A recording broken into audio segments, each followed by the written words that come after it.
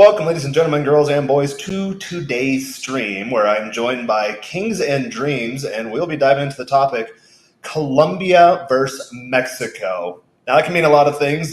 Usually, we keep it more in line with the topic of dating across a couple of countries. But, guys, if you're filing into the chat, be sure to leave any questions up there. We should have a decent amount of engagement here, and we'll get the ball rolling. So, how do I address you? Do you want me to call you King? King? Yeah, you could call me. Candy? Yeah, you call me K and D. K and D for short. All right, cool. So K and D, how are you doing today? Man, I'm doing well. I'm blessed, man. Happy to be here, brother. That is a damn good attitude. I wake up every morning thinking that, which is quite nice. So let's dive right into the topic. Sure. Who are you? What brought you here? How did we find each other? All that good stuff. And then how did this topic come up? Yeah, man. So who am I? I go by the name Kings and Dreams. I am a content creator.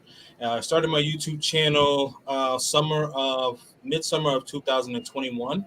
And what actually prompted me to start my channel is one of my good friends who I went to high school with goes by the name of Flyboy Way. And maybe some YouTubers know him, especially people who travel.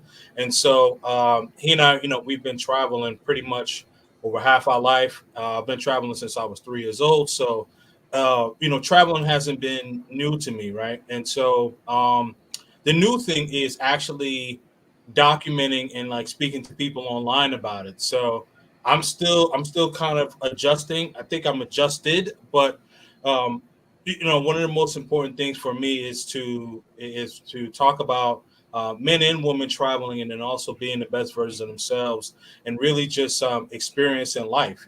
What led you and I to connect? I saw you on fellow traveler, my boy QB Passport flexing, and you Oh guys. yeah, he's great. That was a good conversation. Yeah, man. Yeah. You guys had a really, really good conversation. And I think that a lot of things that you and I speak about were very like-minded. And so that was one of the things for me that like I thought that would be really good for you and I to connect. We have like the level headedness, and we just understand the nature of the beast, if you will, when it comes to maximizing your personality. Try to maximize when it comes to understanding woman nature. But I would say to understand woman nature, you have to understand human nature. And I think that that's something that's missed, right? Because to understand a woman, you have to also understand yourself as a man. What are your limitations? What things can you improve on? What things can you be better at? You can have an 8 pack, but are you a good listener? Are you a good communicator? You could be an excellent communicator, but are you good with money? Are you going to be able to actually, handle things? Are you a critical thinker? And these are things that, like, from conversations that I've had with you in the back end, I think that's what really connected us. And so here we are today. Yeah, I think that's a great assessment, and I definitely appreciate the compliment too. Um, I know a lot of guys, at least when my channel started, a lot of them, I was collaborating with more red pill type content creators. So that's where Yeah. a good bulk majority of my audience initially came from. I've since started Mhm. pivoting more into the living abroad topics because I felt like I kind of outgrew those types of capsule ideology type spaces: red pill, purple pill, black pill, pink pill. I don't even know all the ones out there. We were kind of chatting about this on the pre-show. Did you come up via that route too? Because a lot of guys that find this type of content, usually it comes from trauma, and I'm Yeah. curious if that was your route too. And then you do outgrow it at a point to where I realized a lot of these topics on red pill type channels. Should you let your girl go on girls only trips, or do you forgive a cheater? These things just don't exist in my reality anymore. I do things on the front end to where it never even gets to that point. So I'm curious if you've had a similar experience, or what really was the genesis for making that decision. We've all made that decision. You're thinking forever, oh, I'm going to start a YouTube channel. I'm going to start a YouTube channel. Oh, better buy a camera. Oh, I better buy the microphone and this and that. And then eventually you just pull the trigger and do it. So I'm curious what that looked like for you. Yeah, so as I mentioned, my guy, the Flyboy Way, he's had his YouTube channel since 2006. So really around the inception of YouTube, because I think that's the year YouTube had come out. And so he would just document everything. And so he and I, we would be going on different trips, and he would just document things, and so I'm born and raised in Brooklyn, New York, so I was kind of taken aback because when we grow up from that type of area and having cameras around, people don't really like to be on camera, and so I was kind of weary for years, and I was like, okay, like I want to say maybe around like 2018, 2019 ish. That was when I really started to, okay, you know what? Started to kind of warm up to the idea. And what he would do is he would have what he would call like a pregame. So let's say we're traveling to Mexico. And so he would bring me up on his channel. He and I would talk. If there were other like content creators who were traveling, he would have them like on the show. And so that kind of warmed me up to it. People who were like-minded in the conversation, and then the topics talking about dating, and then just watching more content. I started to watch started to watch the late great Kevin Samuels. Started to watch a little bit of um, oh my gosh, I'm having a brain freeze. Um, uh, so like a bunch of red pill content creators, and it's gonna come back to me. One of them, Donovan Sharp, a couple of these guys. That's how I got into it. On Yeah, the old Return of Kings site, I really like Donovan Sharp. He wrote an article about being the son of a single mom, and that was yeah, similar to my background. So I really digested a lot of his blog content initially. yeah. Then when he mentioned that he was starting his stream, I think he was still back in Arizona at the time. He had the little Mhm. snowball blue mic. Right. Earlier days. Yeah, he's the one that got me into it initially. Yeah, yeah. Rolo Tomasi, that was the name I forgot. So Oh, yeah. and so for me, when I was watching like all of these content creators, for me, like I would pick different pieces that I liked from each of them. Like for me, for me, I what I liked about Donovan Sharp was, he was able to kind of pick things apart. And then what I liked about Kevin Samuels was the fact that like he was really really sharp. Rollo Tomasi, when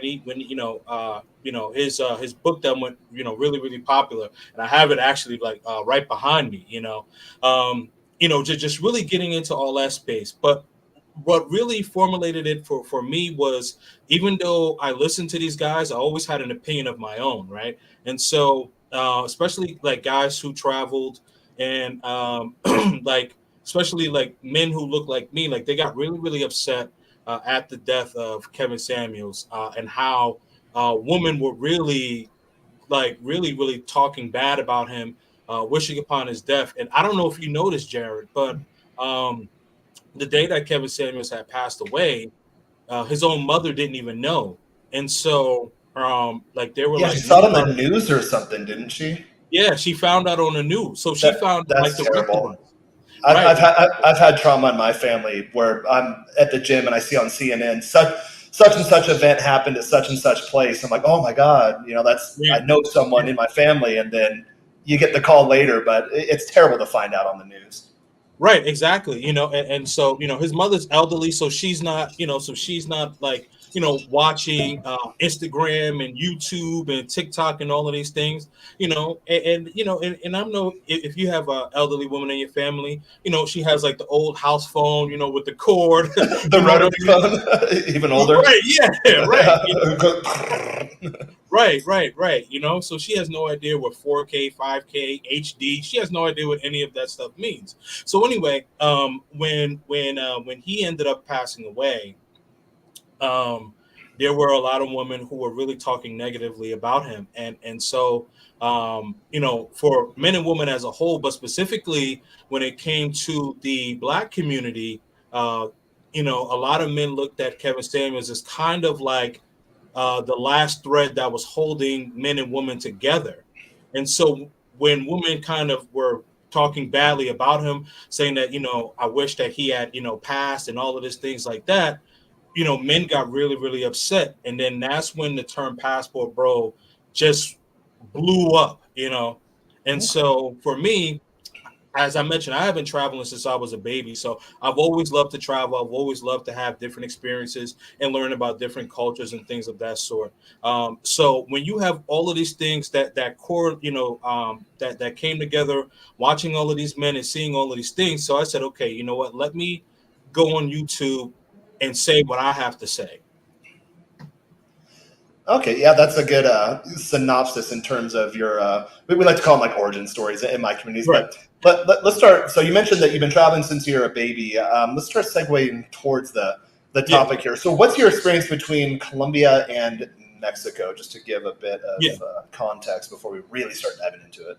Absolutely. Absolutely. So I have been going to Colombia since the beginning of 2020. Pre COVID, or I like to say pre beer bug. I don't want to get your channel messed up, but pre before everything happened, right? When before stuff hit the fan. So and I went with Flyboy, and so we went out there, and I just fell in love with the country. I just fell in love with the music, fell in love with the people. The people were friendly. When it comes to the ladies, the ladies were really friendly, and actually within that same year. That was the first time I had actually went to Mexico as well, and so I had a great time. I had a great time in Mexico because and I'm sure that because after everything I hit the fan, Mexico was one of the few countries that was still open, right? That's So why I moved here. I got locked down in California. right, Worked really hard to get the California dream, the nice condo and the Porsche and the yeah, beachfront. I lived right on the beach. Worked yeah, really hard to get to that point, and then it was all yeah, just taken away from me. I had no income and still had the expenses, so I right, sold everything and came to Mexico. And I had lived, for context, I had lived down here before. I mhm, studied abroad down here for 2 years, and I worked down here for 2 years, almost yeah, 20 years ago now. So I'm kind of dating yeah. myself. Gotcha. Yeah, so I've been going back and forth to both countries. So I've been going to Mexico from 2020 to I want to say maybe about mid 2022, and then I just continue going to Colombia, and so I have a lot more experience in Colombia, and also have a place in Medellin, Colombia. Oh, you actually have a place. Okay, this will be interesting because I have my story's kind of the opposite to where, as I mentioned, I lived down here for 4 years in my late teens, early 20s. Okay. Got to get a good taste of Mexico before internet and dating apps and smartphones and all that stuff. Yeah. And I'll tell you what, Mexico's changing very, very quickly. But Yeah. the COVID thing happened. I actually went to El Salvador for a year to work, and then I moved to Mexico full time. So I have been to Colombia a handful of times. I've dated plenty of Colombian girls. My origin story was that brought me to these spaces initially. I actually married a Colombian girl in the U.S., and it was a green card play on her end. So that was pretty traumatic. Oh Really opened up my wow. eyes to the ways of the world. Went through the whole red pill boot camp type thing, and then came out the other end pretty good. My dating Yeah. life is pretty good. I do pretty well financially. I'm in pretty damn good shape. So Yeah. that's where I use the term that I don't want to bash it. I think it served a time and place for me when I came across that type of content, but I outgrew it pretty quickly to where I'm living and loving life down here in Mexico. So I think it'll be really interesting. I definitely have way more Mexico experience than Colombia experience. But I have a ton of Colombian friends here, and Colombian girls are gorgeous. I date them all the Yeah. time too. So you Right. start to learn a little bit. What led you to buying a house in Colombia, and what was that experience like? So what led me to buying a house, and I actually want to circle back, if you don't Yeah, mind. let's do it. Before I get to the house thing, actually no, I'll answer the house thing, and then I'll circle back. So what made me want to buy a house was so I went to Medellin, Colombia, and so it's nicknamed the city of Eternal Spring, and I just love the fact that it had like really really comfortable weather like all year round. It's Uh, perfect outside right now. It's so great. yeah, yeah, and I think like the most I think like the most I've ever had to wear is like like a hoodie, and as I mentioned, like I'm from the Northeast, so we get all four seasons, I'm from the um, Northwest. I feel you. right, I leave my pea coats at home. I don't even bring them down here. And then when I get off the plane, it's a very quick cold walk around Christmas time. And then right, my yeah. family, they've got coats and heavy stuff in the car. Yeah, I don't even bring it down here. Oh, there you go. There you go. Yeah. So I just, like I really fell in love with the weather. The weather was just so comfortable. And and the people were so friendly. And then I ended up meeting a woman who I had been involved in a relationship with for about 3 years. And so during that time, I was like, you know what, things are going very well with her. The weather is great. it's convenient for me to get back and forth to the States because I'm a father, right? So, and able to, to travel. So I said, okay, you know what? Let me try to get a place here. And I was noticing that there were a lot of people, foreigners, that, that were traveling. And so I had a conversation with with a couple of expats who live out in Colombia, Medellin specifically, and that they were saying that like you could probably get a property here and it would be pretty lucrative. So I said, okay, well, since I'm going back and forth so much, why don't I just have my place pay for my trip, right?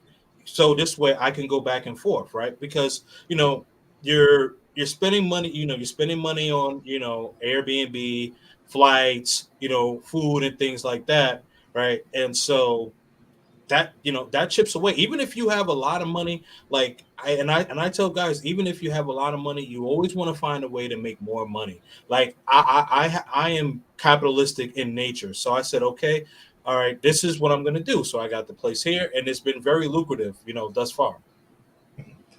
Yeah, a lot of people don't realize that the lodging will go ahead and eat away at your budget, especially the geo arbitrage thing is what a lot of guys look for in terms of, I always tell my guys, earn money in dollars or a strong currency and then pay in Right, pesos. And right, they'll come down here. I'm in a higher end area of Mexico City. So they'll come down here and be like, whoa, I spend as much money in 1 month there as I do in the US. I'm like, well, yeah, but you're still getting a budget. A 5-star restaurant doesn't cost as much as a 5-star restaurant in the US. But if you're doing that every night or if you're staying in high end areas, right, you can watch your bank account balance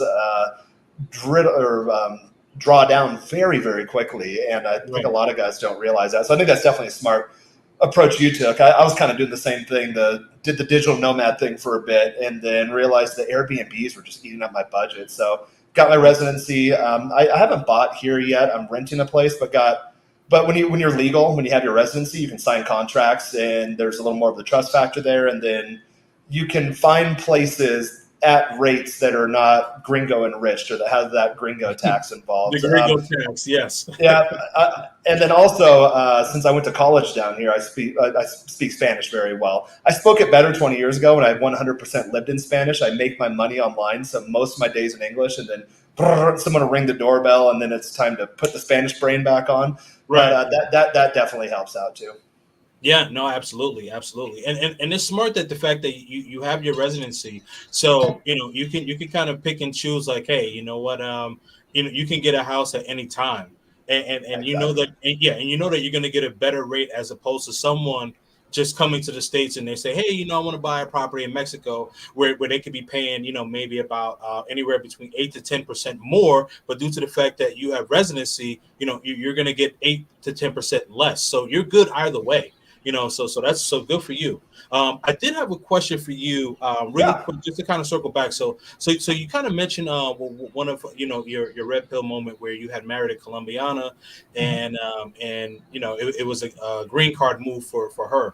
I'm just curious, like, because a lot of guys like know like that instant moment where they have like the red pill moment, and I try to think about mine, and like for me, like I think I've had a couple where like it gradually was like just kind of building up. I think one moment in particular what really kind of set me over the top, and I'll say this.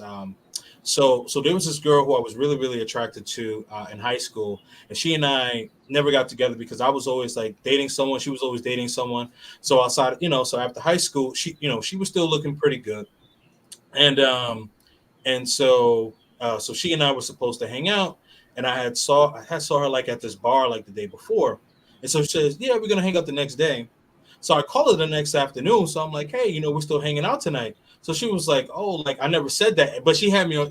I could tell she had me on speakerphone, and her friends were in the background, and her friends, and so like her friends was like, like laughing or whatever, like, oh, like, Yes. yeah, Yep. Oh, I yeah, get that all yeah, the yeah, time. yeah, yeah. Yeah, so I'm like, and I'm doing my thing, I'm doing my thing, and I'm like, yo, did this chick really just try to play me? And I remember being like really, really upset about it. And I think that was one moment, but I don't know if that was the exact moment. But I would say if I can remember one distinct moment, that was one of them because I really, really liked her like for years. Yeah, I had a moment like that. I've lived in California for most of my adult life. Grew up in the Yeah, Pacific Northwest. Didn't like the cold either. Did the Mexico thing. Went back to California. Got into tech, fintech, and started making my money there. yeah, And there was a 3 year period where I moved to Houston because I had gotten into a bad business. And then when I realized that it was a bad business, she and I were actually together for a while. Give her some money, sent her out to Houston, told her like, hey, let me take care of all this stuff here in California. I'll be out in Houston in 90 days or less, and we'll just kind of pick up our life and move forward from there. We both had family in Texas. I was actually born in Texas, but I left when I was a kid. She had family there too, so it just kind of made sense. We'll go to Texas, and so got the apartment. Sure enough, I showed up. She hadn't done anything. The money was gone, of course, right. and so I had to stay at some dingy ass hotel. I was apartment shopping and trying to figure all that out, um, and then at that point, once I moved out there, her attitude had kind of changed a bit. She started saying things like, "Oh, I don't need no man." Or we went to a gun range one time. I was like, "Hey, do you know the basic gun safety tenets?" She's like, "I don't need a man to tell me what to do." I was like, "Before we go on a firing range together, yes, I am going to tell you what to do. And if you don't know proper gun safety, you're not going to go with me." So like, drop the attitude. And I remember that time she was so sweet with me before. I was like, "Where's this attitude coming from?" Right. Again, I didn't know these things until kind of going through the post traumatic phase, and then now it all makes sense. It's like, oh, duh, I should have seen that in the moment, but you don't know it sometimes when you're in the moment. Right. And then I had a suspicion, and then she never cohabitated the apartment with me, although we were married. So that was kind of a suspicion, and she put it on me. I was kind of in a bad place too because I just failed a business, and that's never fun. But I usually snap back pretty quick. So it would have really been nice had my wife been there supporting me, but she wasn't. And so I suspected that one of her family friends, the son of a family friend or something, I suspected there was something between them.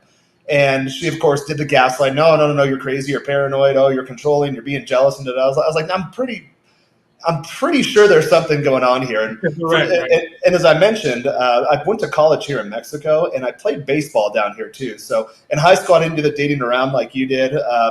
Good old country kid. So first high school sweetheart, stayed with her. She cheated on me like the first week we went to college. So that's actually why I came to Mexico. I was a couple years ahead in schools, and I was on scholarship. I'm like, all right, well, this money's here. I might as well use it. I'll go to Mexico, learn Spanish. Being from the West Coast, that's very beneficial. And I grew up on a farm, so most of our employees to this day, they're all Spanish speaking. And I was like, okay, that kind of made sense. So when I came down to Mexico, I was recruited to play baseball, and I was popular. I was a foreigner. This was way before Passport Bros. I was in Guadalajara, which gorgeous women there. But back when I was here the first time around, there was still a gringo novelty factor because there weren't a lot of foreigners there. There was no one in that town that looked like me. And I was at a good school, and I spoke Spanish, and I had a big house off campus with a ton of really cool parties, and I played baseball. So I was well known, I was popular, and pretty much I could have my pick of the litter in terms of dating. So that's why it surprised me. Fast forward to the marriage moments, we're like, how the hell is this going on? It didn't match my identity because I quote unquote knew better. Turns out the guys suspected the whole time. They were doing something. The money I given her to go to Houston, she booked a trip to Miami and invited an ex-boyfriend from Colombia up, which I found out later via social media through her girlfriends and some mutual friends we had when we were still in California. Some girlfriends like, hey, by the way, here's what your wife's been up to. I was like, oh, she must have blocked me on the story because I didn't see any of that. And so pretty much, and I think you said it correctly, I was played. And that's where that just kind of shatters your entire internal world. So I had to put myself back together a bit. Again, I snapped back real fast. But there was a night where her cousin, who Texas born and bred, but Colombian blood. So he looked like her, but culturally, mentally, he was just like me and you. So just a real good old boy, like good old boys, I think is what they call them in the South. Just a good old boy. So he invited me out to beers one night. He's like, hey, Jaron, he's like, I probably shouldn't be telling you this. It's going to get me in trouble with my family, but it's like, you know what? I want to go out. He was younger than me. He's like, I'm about ready to go to college, and I want to kind of do what you did and leave my hometown and really seize the world. I just got to tell you this, like, your suspicions are correct. She's been cheating on you for the entire time and gave me a bunch of evidence, social media posts and emails back and forth and videos that they did at family events and stuff. So at that, because you always have the suspicion in the back of your head, like, am I going crazy? Am I being this guy? I don't want to be the jealous, overbearing, controlling type or whatever. But the minute I had the evidence, called an attorney, It's tough because you had to do a family attorney and an immigration attorney. So there's a handful of them in Harris County. A buddy of mine, thank God, my gym bro, his dad was in a very high political position in Texas, and he was a judge for 30, 40 years, something crazy like that, before he retired. So I asked him, like, hey, what lawyer should I get? And he always says, you get what you pay for, so pony up and get a lawyer who wins, and then get someone who's aggressive. It's like, yeah, you can play the legal system and draw it out, or you can put some pressure on her and then eventually have her fold. So the story actually didn't end up too bad. I had initially petitioned for her change of status since she was in the U.S. on an overstayed tourist visa. So we got married, petitioned to change of status since I'm now the immediate family member. And really, what it was, I told her, was like, hey, you need to agree to these divorce terms, sign the papers. I am going to turn them in. Your status will go away. So it was something like she signed the papers and then she went back to Colombia before I turned them in. So technically, she was never illegal in the U.S. And then she was beautiful. And guys, you'll learn this if you ever date a girl abroad and she tries to get a U.S. visa. At least it used to be this way.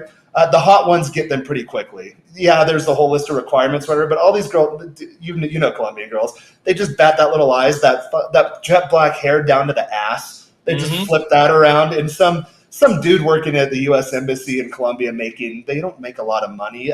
He's going to give her another tourist visa. So it worked out well for both of us. Really, the only waste for me was the waste of time. I didn't really want to live in Houston. I liked Southern California. So once that was all said and done, went back to Southern California. I mentioned the COVID story, and that brought me back down to Mexico. But now my dating life looks completely different. I will definitely not go down that path again. Yeah, no, absolutely. That's my Batman origin story. No, that's good, man. And it's good that you have the ability to recover, because like there's some guys in these spaces, and we were kind of talking on the back end. There's some guys on these spaces, and you listen to some of the things that they say, and it's like, man, like this guy hasn't fully recovered, right? This guy hasn't fully recovered.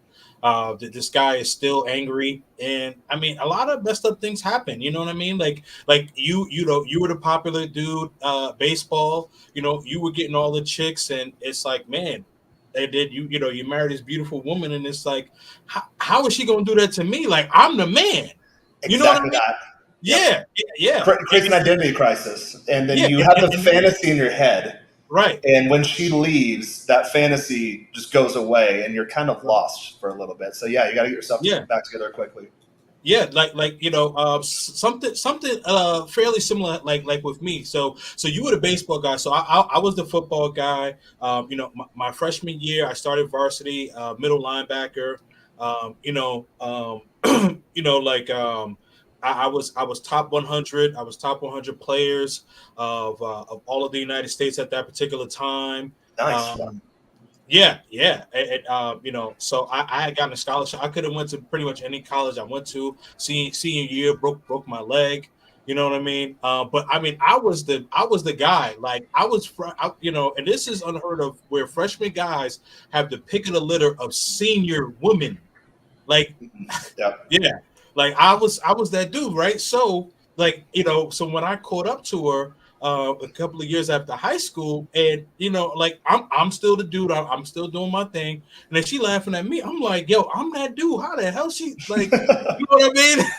So I know how you feel. I feel the same way. Yeah. So and guys who are watching now, or who may watch this later, and I want you guys to understand this, like, no matter how much of the man that you think that you are, there's always going to be some woman who's going to try to tear you down. You may think you that dude, but they would, and you are that dude, but there's always going to be some woman that's going to try to try you, test you, so don't think, oh, I got the Lambo, I got this, I got that, all of that. Like, there's always going to be one where you may let your guard down, and boom, that's it. Do you watch FitX Fearless? Or familiar with his content? With who? FitX Fearless. So he did a bit one time. He's saying, like, even if I think Drake was the example. Like, even if you're Drake and you're going on these yacht excursions and first class or like private escapades to these remote exotic islands, and the top of your class, there will still be a girl who's sick and tired of it. She's like, oh, you're recording another goddamn album. Oh, you're going to the Maldives again. So, Right. Yeah. so it's kind of funny. Like if you're complacent, they will Right. eventually get to that point. Which when I was coming off post divorce, you go to that red pill rage for a bit. I think a lot of guys get stuck in that. I found Yeah. myself there, Exactly. not for long. I realized, hey, holding these internal beliefs, they're not helping me out, so I kind of let them go. But you do get that red pill rage Yeah. about, oh, I can't believe she's testing me. I can't believe she's trying to push my boundaries. Who the hell does she think she is? But now I've learned to appreciate that because it really lets you know what you're made of. Things that used to unravel me before, I've got my WhatsApp open now. There's always girls coming in, but I can literally just skim down it, and if I see a stupid response to an answer, I just won't respond to her. Or if it's over the line, I just delete the message, and it just doesn't exist in my head anymore because that leaves room for good women to come into your life. Yeah, no, absolutely. Yeah, I went through the rage too, where I was in my early to mid 20s, where I mean I was hitting everything moving. I mean, I was literally catching like 10, 12 bodies a week. It was bad. It was bad. Wow, I average 2 or 3 a week, but it's very consistent. So over the long term, it So gets up there. so also let me add to context, right? So I was managing a popular nightclub in New York City. Oh, So that'll I do had it. so I had access to bottle girls. So I was meeting a lot of like famous artists, around that time who were performing. So they were coming in and things like that. So like I had access to a lot of women. So doing this, like having an event, pretty much, like the club was open like 4 nights a week. And so you got like regular guys, and then you got the ballers coming in, right? Trying to holler at the woman, right? And so like these women knew that I knew these guys, so these women wanted to get next to me. So I'm like, okay, cool, like we gonna have fun. And so that's another reason why I was able to get a lot of that access. Now a lot of guys aren't able to get that access because a lot of guys aren't really managing nightclubs and stuff like that. But I was able to do that because I was I was the GM. I was bringing in a lot of acts. Like at that time I was bringing in Dipson. I was bringing in G Unit. I was bringing in I was bringing in Who's Who. Rest in peace DMX. Like I was bringing in like a lot of these artists, and then not only that. Which we also had a salsa artist, merengue artist, top 40. So like I had Becky with the good hair, I had Keisha, I had Marisol, I had Ling Ling, so I had everybody, but what I realized, coming into my late 20s, like I was like, listen, like this isn't cool. This isn't cool, hooking up with all these girls and stuff like that. Like, it's like for a while you start to think it's fun, but then like there's a light bulb as a man that hits you, because it's like, okay, what am I doing to continue to build myself up? Because as I'm spending time hooking up with all of these women, what could I be doing? I wasn't really that good with finances. I had money, but money was coming and going, right? Just like just like how how you tell guys, like how to manage the money. So let's say, like I was making a week, maybe about 15, 20 grand, and I've spent 9 to 10 of it. You know what I mean? Like that's stuff that I was doing. That's stuff that I was doing. Like I was, you know what I mean? So like, yeah, I had money, but I was spending so much money, and I had to sit myself down, and it's like, you had so much money, but what did you do with it? Well, he bought a house in Colombia, which Well, now, yes, yeah, there you go. but you know what I mean. Like I'm 39 now. You know what I mean. So it took me time. So at 28, I would not have been thinking about buying a house in Colombia. You know what I mean? Yeah. Like I was thinking about my next threesome. You know what I mean? That's what well, I want to say around like 26, 27. Around 28, I was like, okay, at least one girl. But at like from 22 to like 26, whew, Uh, yeah, I was like both of you. I was like, man, listen, I want all three of y'all to come back with me. Let's go. And that's how I was doing it. But again, it sounds fun and it sounds exciting, but I made so much money, and like even though I'm doing financially well for myself now, but there are times where I reflect and I'm like, man, like I could have been like 5 million up, from where I am now if I had managed my money right. But I was having too much fun, popping bottles, chasing girls, doing all that stuff. And it's like, okay, yes, it's fun for a little while, but as a man, like, when stuff hits the fan. Sorry, I was about to swear, but when stuff hits the fan, like, you gotta make sure that your finances are in order, man. Yeah, I think my story kind of mirrors yours in that sense. I was a little later, so had fun in college, and then did the serial monogamy thing for a bit. Again, the marriage ended, and then just went wild on the Yeah, yeah, on the whole game thing. And then that, especially, I was already doing well in California, but when I came back to Latin America, mhm, it was a multiplier. I worked in El Salvador for a year, and the same thing. It was like when I was in Guadalajara. There weren't a lot of foreigners or people that looked like me there, so yeah. I literally got cast for TV commercials. And Oh so wow. and now El Salvador is a very small country. It's about the Oh size yeah, of yeah, San yeah, yeah, Diego yeah, County. So when I yeah, say, okay, I know the who's who in El Salvador, it's like I know the who's who in San Diego, but I lived downtown for a while and yeah, did the nightlife thing. So in smaller markets, you get to that level fairly quickly.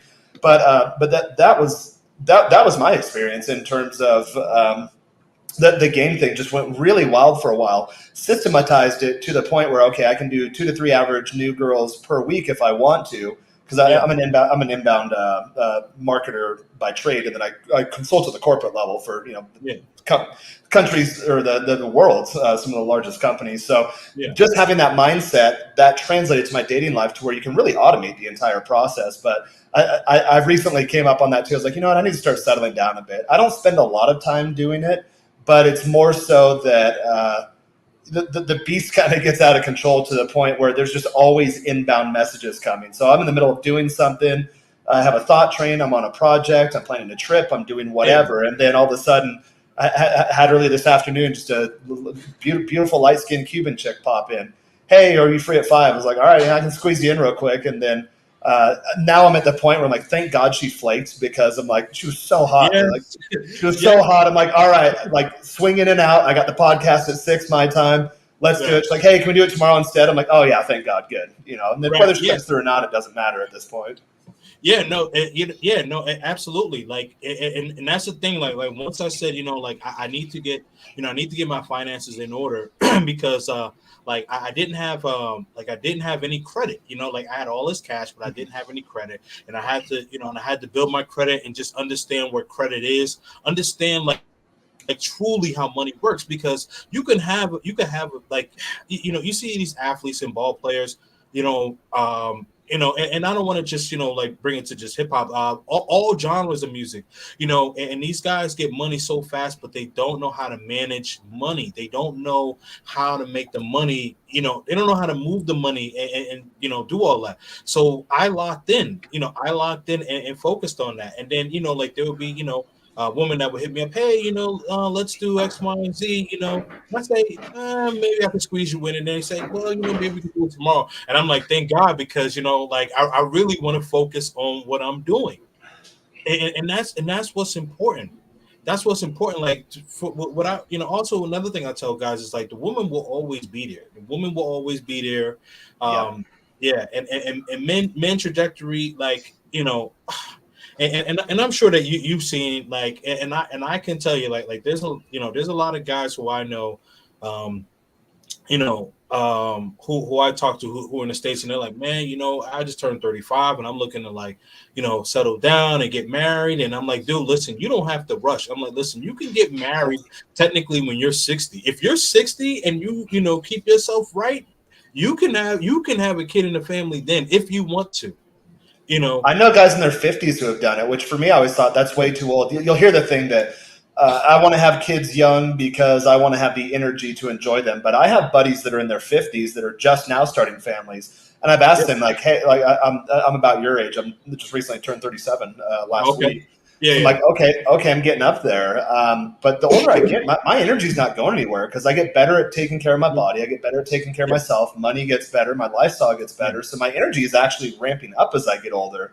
So I Yeah. asked these guys in their 50s, hey, do you regret doing that? Like, absolutely not. Like, I made all my money, I had all my fun, did all whatever. Now I'm ready to share my worldly experience with my kids, and they'll be better off for it. So that was a new thing for me because the way I grew up more of a conservative area, small Yeah. town.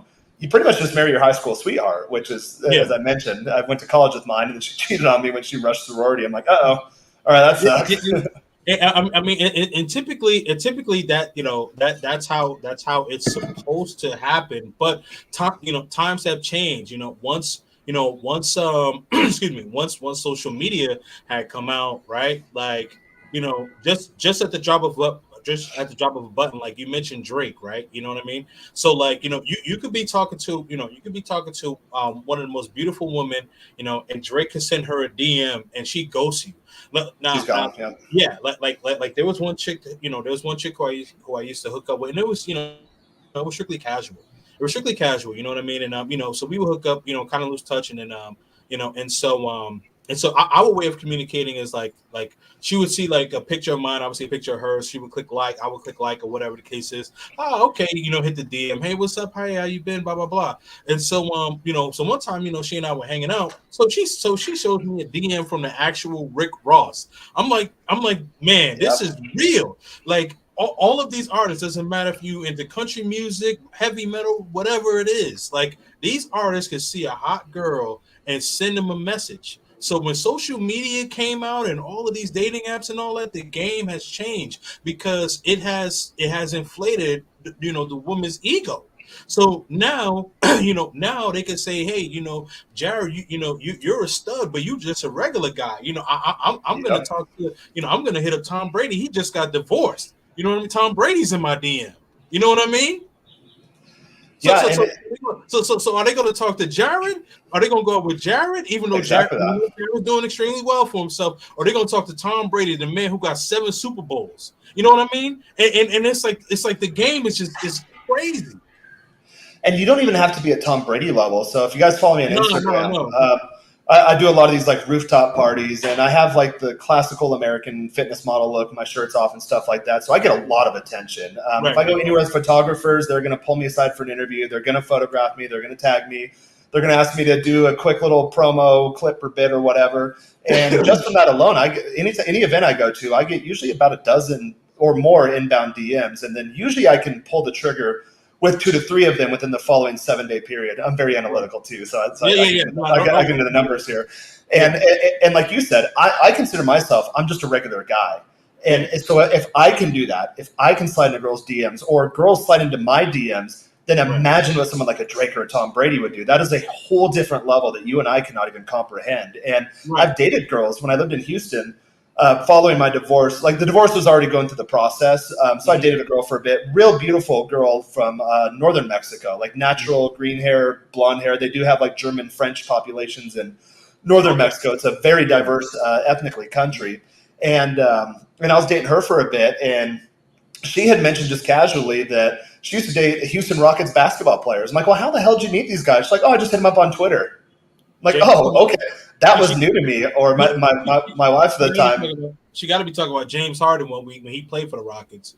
probably. And my wife at the time, I was struggling through a divorce one time. It was my birthday. My birthday was just last week, so like mid-April, Oh and man, she that's gave me belated, she bro. gave me some she invited me to a Houston Astros game. She didn't want to go with me. She's like, hey, I have a couple of tickets if you want to like invite someone to go. I'm like, all right, hey, I appreciate that. And I went to the Houston Astros will call side, and I'm like, hey, they don't have any tickets under your name. What the hell? And she's like, oh, you have to go to the LA Dodgers side, and then it's under Yasiel Puig's name. I'm like, well, how the hell do you know Yasiel Puig? Turns out in Yeah, one of her Miami turns out one of their Miami trips. So I yeah, used to yeah, I used to joke with my buddies. I'll get called a simp for this, but I date rapper rejects. It turns out, or like professional no, athlete yeah, rejects. But there, yeah, there are different levels to the yeah, game. Those guys yeah. will always outperform me. Yeah, no, and sometimes you don't even know, and just to add for context, so when I say like Jared is a regular guy, like what I meant by that is saying like I'm like not a celebrity. yeah, well, yeah, that's what I mean. So woman, like again, woman ego is so inflated because just with the just like with the touch of a button, you know what I mean? Because okay, think about it, right? Like you're a small town guy. I'm raised in New York City. You know what I mean? So. but before social media, because we're around the same age, so like like I think like the most we had was what AOL, Yahoo Messenger, or whatever the case is, Yeah. and so when you were talking to a chick on AOL, and so she was in like Boise, Idaho, like you're like, man, I'm not going out to Boise, Idaho. You hot, Yeah. but I'm not going out to Boise, Idaho. You know what I mean? Now, now as you mentioned, shoot, man,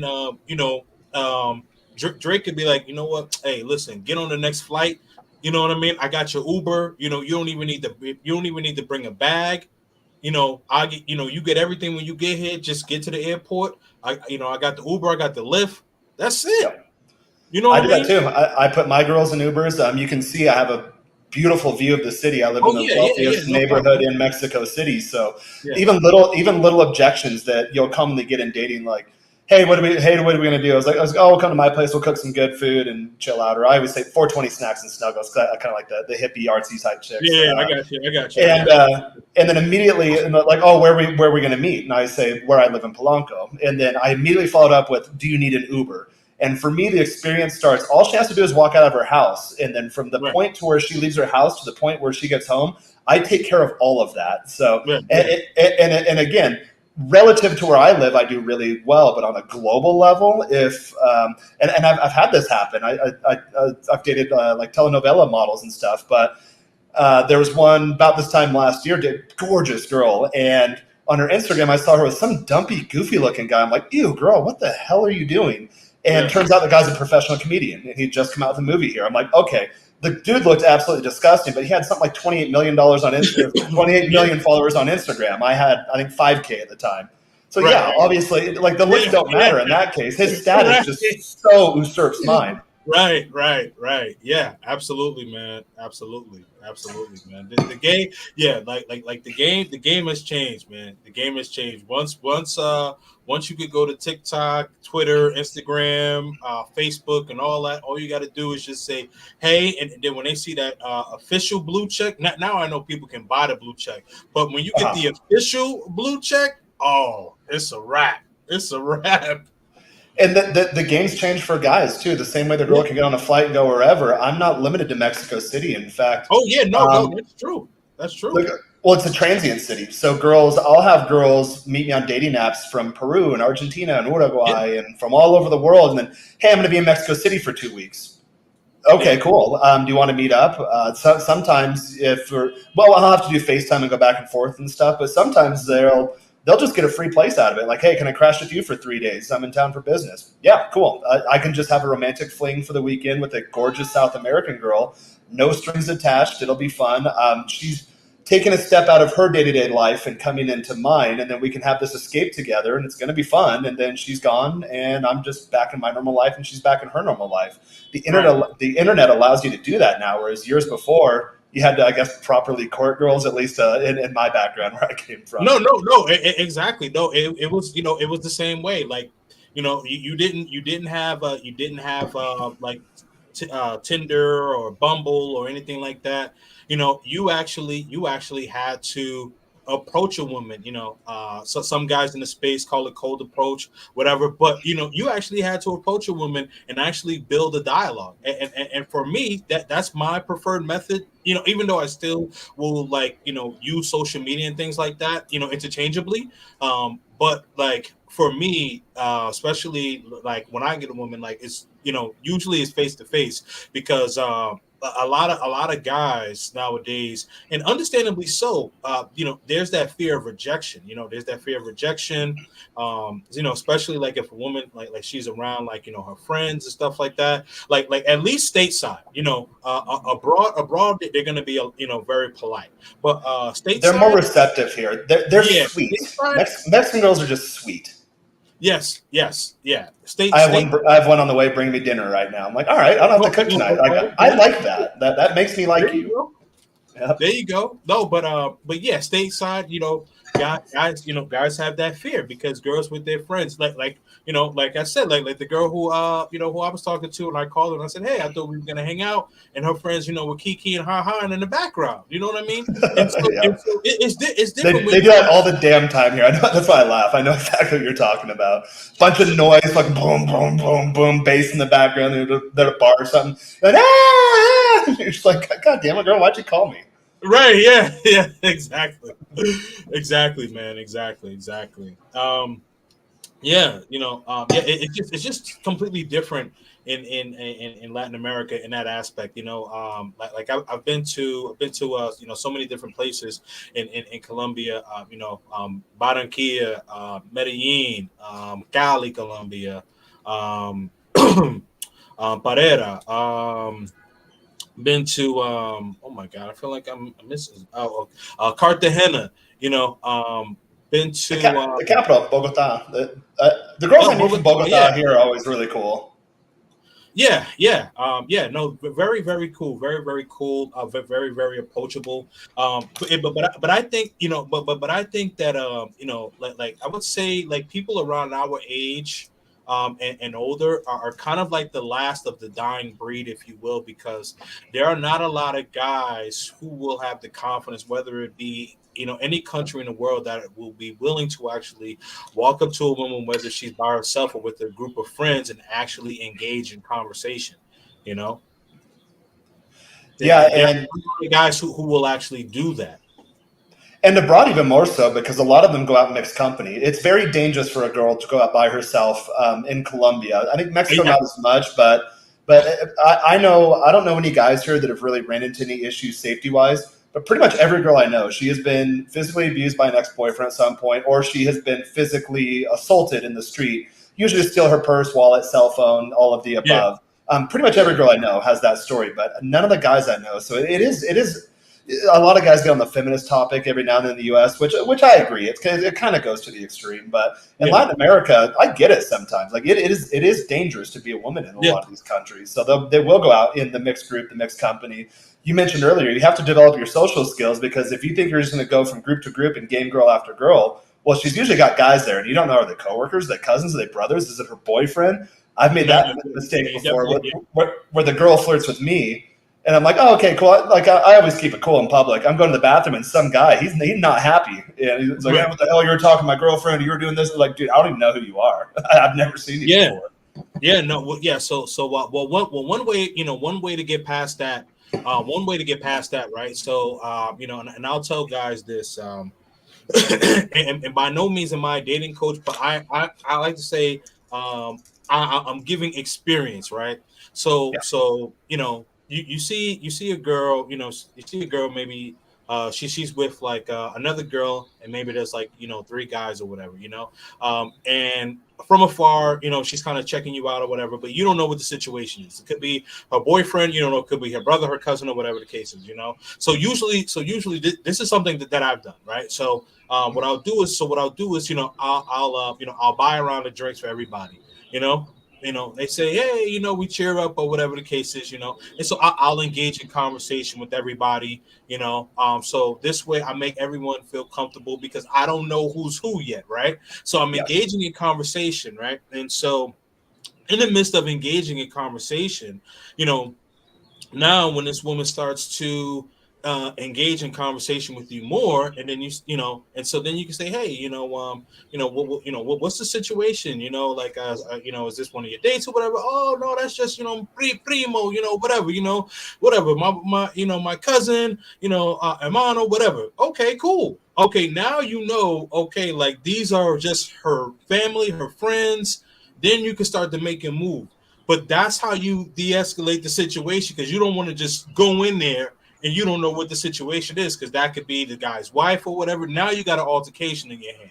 So what you want to do is, in that environment, as I mentioned, you have the drinks, everybody's happy, cheers, salute, whatever, you know what I mean? And then that's how you break the ice. Yeah, and you have to do that. You know what? Actually, no, I'll take that back. Last time I was in the U.S., people are pretty aggressive in the U.S. now too. Pretty much Yeah, any major city I go to, a lot of the guys are standoffish. Seems like yeah, there's a chip on their shoulder. They're not really happy to see you. When you're abroad, same thing. You like you said, you don't know who's who in their group, but they also don't know who you are. right, The guys will do this a lot in Mexico. They'll come up to you. They'll feel intimidated. I don't know if they have a small man complex or some sort of cultural inferiority. Actually, I went to college down here at one of the best universities in Mexico. Our yeah, Spanish teachers from Spain told us that usually in a lot of these Latin countries, they do have a cultural inferiority complex to countries of the North, especially the U.S., because historically, whenever there's been any U.S.-Mexico conflict, Mexico always loses. Of course, that's 500 years of a Spanish caste system and ripe with corruption that also leads to that thing. It's not necessarily the gringos' fault, but it's in their cultural psyche here that all of our problems blame them on the Americans, which that's a good way to never get ahead as a society. But Right. someone mentioned earlier. Now I will digress. Where's that comment, guys? We'll eventually get to the comments here. So now I digress. But they also don't know who you are. So I'll get guys come up to me. Hey man, they puff their chest out there. You'll notice when you're abroad, usually you're bigger than other people too. I think we're just corn-fed boys in the North. I have a whole theory about that. But we're just bigger. We're just built a little more robustly. And they'll puff their chest out. You don't know who I am. I'm so and so and so. Dude, we're at a pretty nice restaurant. I was invited here. They're doing promos with me in the videos. I know the manager, the owner, the doorman. I have a table comped VIP. The after parties at my house with the headlining DJs. So you don't know who I am. Like, clearly I'm not from this country, but I have a much bigger presence than you do. So who the fuck are you? And it's really funny. You kind of throw it back on them.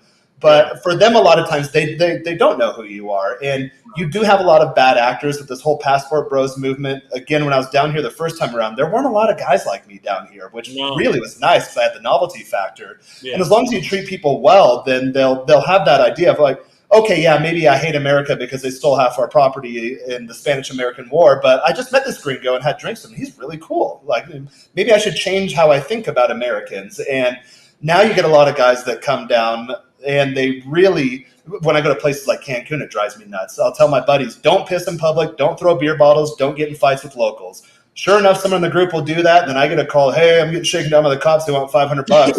Give it to them. Oh, what the hell, man? It's a buddy of mine who's a lawyer. Well, I'm gonna read them their Miranda rights. Like, bro, you're in Mexico. The legal system doesn't work that way. Just pay the guy, and you're out of there.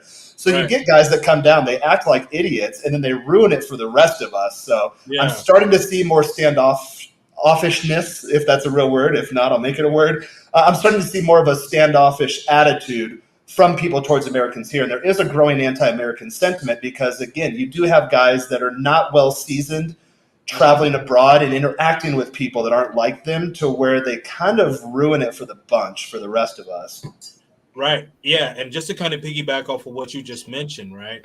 So in Medellin, you can't get away with that in Medellin. You can't be an asshole there. Well, there's a section in Medellin, and they have different sections. So where my apartment is, it's in Poblado. So that's where I stay. So Poblado is to Medellin what Polanco is to Mexico City. Right. Like exactly. the highest class neighborhood. Yeah. Right. So there's a section in Poblado, and it's called Parque Lleras. And so the infamous Parque Lleras. so in this section, you have all type of foreigners. Like I've seen guys from the UK, Australia. I've seen guys from the States, all different shapes and sizes, black, white, indifferent. And Colombia's got everything too. Well, yeah. So, but I'm talking about these guys. In terms of foreigners, yeah. So they congregate. They congregate in Parque Lleras. They get really obnoxious, being very disrespectful, and really not understanding, what's really going on. And I tell guys this privately. I've said this on my channel. Like, once you leave the United States. No, I'm sorry. Let me rephrase that. Leave the United States in the United States. When you get to these countries, whether you're in Mexico or Colombia, leave the US BS there, because you're in someone else's different country and then you mess it up for other people. So now they're looking at people who treat people with respect, like Jared and I, and they're like, and they kind of have a frown on their face because they're like, oh, these gringos are messing it up. And so they think that we're part of the people who are messing it up. But it's like, no, we actually have respect for your country. We have morals, and we're going to treat your people properly. But it's like, maybe someone who may have looked like me, probably went somewhere and then acted a fool. Maybe That's someone what who looked happens. like Jared went somewhere and acted a fool. Now they see Jared and I, and then they think that we're fools. And it's like, no, no, no, no, no. And and which is so messed up because and that's the thing, because a lot of guys who like foreigners, they don't think about what's going to happen after you leave. After you leave, you know, there are other people that are going to come, and then there's going to be some BS that's going to happen or could possibly happen, right? To where it's like, no, these guys were actually innocent, but the guys who were not innocent did not care about the other guys who will be visiting after them. Like, okay, perfect example. So there's this guy, and so he went to the strip club, and he's throwing money in the air and all this other stuff. And I'm like, dude, like, this isn't Atlanta, this isn't Miami, like, leave that there. Leave that The, there. I call it the U.S. degenerate culture, and a lot of guys bring that Yeah, down here. Like, I'm going to act big and tough and hard. I'm like, do not do that in Mexico, because yeah, there are absolutely. actual people here, and they're embedded in the government at the highest levels, and they kind of have a lax legal system. Right. Don't do that. Or I've been at bars where guys are getting mouthy with the local guys, and then they eventually get bounced. I'm like, well, great, now I have to leave because you punched this guy in the face. He's making phone calls. I speak Spanish, understand Spanish. He's calling Right, for backup. And since right. you were having a beer with me, they're going to think I'm here with you. Now I have to leave. My night's ruined Right. too. So thanks, Right, buddy. exactly, and this is why I'm very careful about like who I associate with, like who I Me too. travel with, because what you just mentioned, right? You're with a guy, whatever the case is, he gets super inebriated, gets into it with a local, they come to fisticuffs, right? He's calling his boys for backup, and here's the thing, these Latin American guys, they're small, they're not really gonna go hand to hand. So what does that mean? Knives That and means guns. that means Yeah. they bring heavy artillery. So listen, like and that's the thing. You're on their turf. This is what guys forget. Like this isn't Brooklyn. This isn't this isn't this isn't Compton. This isn't Dallas. This isn't Atlanta. This isn't Boston. This isn't like you are in their territory. You're in Guadalajara. You're in Mexico City. They're from there. So like they know how to find you. They know how to find you, and they will find, and they can pay people off. Like you And don't they'll get want, away with it. There's no yeah, consequences for them. And they have nothing to lose a lot of times too. no, exactly. They have nothing to lose. And what people don't realize is the biggest flex that you could do, because popping bottles and all that is not the biggest flex. The biggest flex, you've already done the biggest flex. The biggest flex is you getting on a plane and getting here, because they know that it's expensive to get to these places. So you don't have to pop bottles or any of that stuff. All you have to do is just be calm and be cool and show respect. When you show respect, they're gonna show you so much love, because they're gonna say, "Man, thank you for coming to our country. Thank you for being humble." And and that's it. They already know that you got to spend money to get on the airplane to get there. So they already know you have money. You don't have to overdo it. You don't have to throw money. You don't have to get into altercations with the bouncer or the locals, or be abrasive with the local woman and things like that. Like, be cool. There was a That, video. yeah, Sorry. that's what I was going to say. That's what I always say. So Latin America is kind of like a force Yeah, amplifier. You have the best and worst people in the world in a lot of yeah, these countries. So it really depends on how you show up. So I always have that rule too. And I've done the U.S. I've been to like black nightclubs in Atlanta. I've been into. I used to go to Compton when I lived in Southern California because they had good soul food and Creole food, and outside of that, they didn't. And people would ask me like, "Bro, like, are you okay?" I'm like, no, I'll just be cool. And the people kind of look at you like, what the hell are you doing here? And I was like, hey, I heard this is where really cool people go, and I heard you have the best Creole food in Southern California. Is that true? Oh yeah, it's so and so's place. Yeah, it's over here actually. And at first they're kind of like, what are you doing in our neighborhood? And same thing when you go abroad. What are you doing yeah, in our country? You goddamn gringo? You lost here? It's like, hey, yeah, I heard. I say it in Spanish. So I was like, I heard this is where the pretty people go, and this is where cool people go to have a good time. Am I right? Or am I wrong? Is this the right place? Like, oh yeah. And immediately they'll change their tone, and they're super anywhere in the world, yeah, any ethnicity, background, race, creed, whatever. If you just come yeah. at people cool, they're usually really happy to be hospitable towards you. No, I've never absolutely. had someone out of the blue come and just give me a bad time. because usually I'm walking around with a smile on my face. Like I said, birds chirping, beautiful spring-like weather. I'm in a good mood all the time, so people will just reflect that back to you. Yeah, no, absolutely. When you speak, when you speak calm and you're humble and you just say, thank you, I appreciate it, and your people are friendly. Just long story short, when you are humble, people will treat you with so much love and respect, man. And you don't have to come there bringing the bravado of you got to flex it in the United States and all that, because that's left in the United States, man.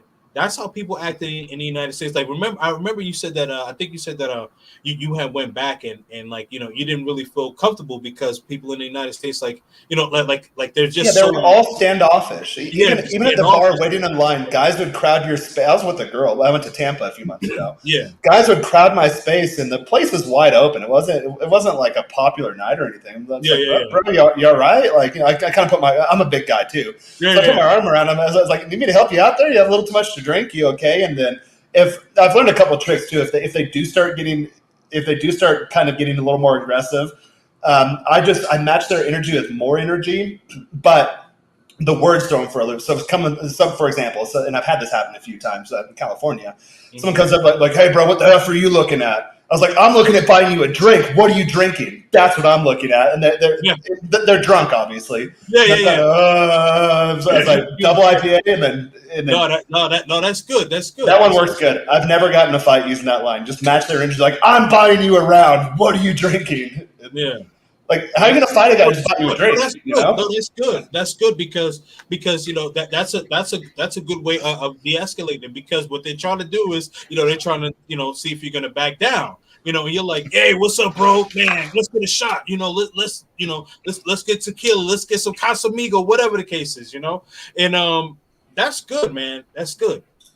Usually I'm thankful, like I haven't really been in much situations where people press. Like, I don't know how tall you are, but I'm 6'2". It it rarely happens. I'm 5'11", but I'm about as Okay. wide as I am tall. So I'm built like I'm built like a rugby player. My dad is actually a rugby player, so I'm Okay. built just like a Yeah. rugby player. So just Yeah. stout, stocky. Yeah. Gotcha. Yeah. So I'm a big boy, but I'm 6'2". So like I'm not gonna say like I'm the toughest guy in the world, but typically like like I haven't really ever gotten like pressed like that. But like if I guess because usually like I'm very like laid back. So if people see me or Yeah. whatever, you know what I mean? Like, and if guys start to get like kind of rah, I just be like, yeah,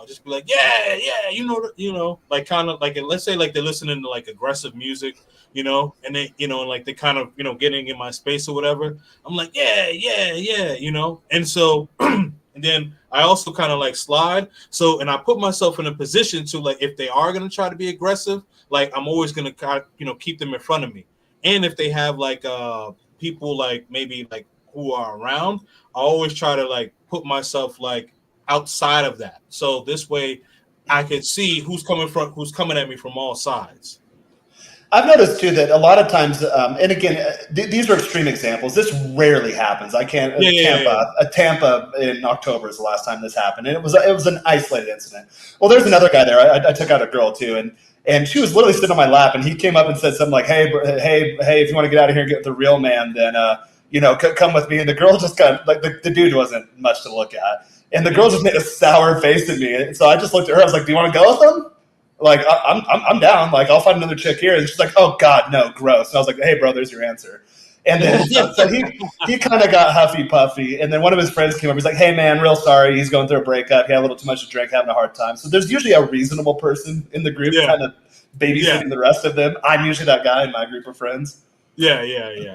No, you definitely, you definitely have to have a cool head, and I think like just kind of circling back from the beginning, that was one of the things that like connected connected you and I, just because always having a cool head is very important. Yeah, it makes life a lot easier. I had to turn some lights on. It got dark quick here. Yeah, well, you know what I realized, that's the thing. Like, outside of the states, like it gets really really dark quick. Like, haven't you noticed? Because I know you said it was like you guys are 2 hours behind, right? I'm U.S. Mountain Time right now. So Mexico stopped doing daylight Yeah, savings so, time so, last so 2 hours. year, which throws me off. I've always been Central. I peg it mentally to Central Time because I work with U.S. companies. So Yeah. I'm Mountain Time now, but I'll be Central Time. November, October, whenever the clocks change again. So you're 2 hours. Yeah, so you're 2 hours behind. But yeah, like around like 6 o'clock, 6:30, like in Colombia, it just gets dark because like 6 o'clock, you'll see some light. Like 6:30, you're like, what the hell just happened? And Like it, you're close. This drove me nuts in Colombia. I remember I spent a summer in Central America and some time in yeah, Colombia. And being from the Pacific Northwest, I think um, as far as the Northeast, I believe it's about as north probably as the Pacific Northwest, more or less. yeah. And so you get the short winter days, and then you get those long, long summer days, which are really nice. So I was looking forward to that. I was thinking I was still in Washington State at the time, to where in the wintertime it gets dark at 4:30 or something like that, and it's gray all Yeah. the damn time. So you don't ever see the sun for months out of the year. So Right.